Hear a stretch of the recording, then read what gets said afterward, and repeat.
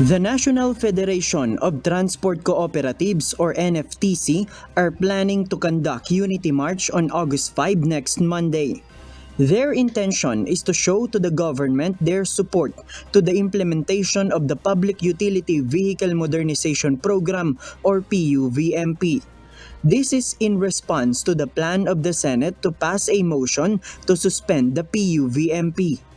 According to NFTC National President Edmundo Cadavona, they will start their march in Welcome Rotunda in Quezon City and they will end in Menjola, Manila. He emphasized that if the Senate pursue the suspension, they should pay minibus they loaned from banks.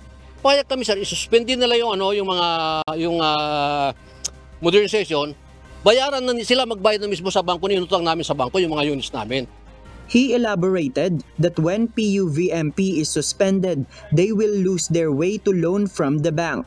This is a major issue as they are still procuring new units of modern jeep and their traditional units of jeepney had been scrapped. At talagang perwisyo sa mananakay sir, kasi ganito yan eh. Kung hindi tatakbo yung mga modern jeep namin, ano pa ipapalit namin dito na lumang jeep? Wala na sir, wala na kami ipapalit na lumang dahil pina-scrap na namin ayon sa kautusan ng gobyerno. Meanwhile, the larger transport groups in the country, which is the Magnificent Seven, warn a transport strike if PUVMP will be suspended.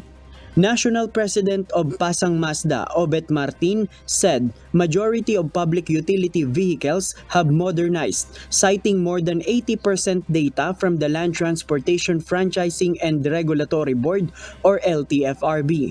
He questioned that why senators need to listen to the minority who have not joined franchise consolidation.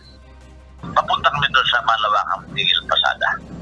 At sinabi nga na Islamic kasamahan, lahat ng re-electionist na mga senador na yan ay aming iboboycott at aming kakampanyang huwag iboto. The UNTV tried to get a response from LTFRB Chairman Chofilo Guadis III, but he did not respond yet. In a different media interview, he mentioned that the agency will write a letter to the Senate to prevent the suspension of PUVMP. JP Nunez, UNTV News and Rescue. We serve the people, we give glory to God.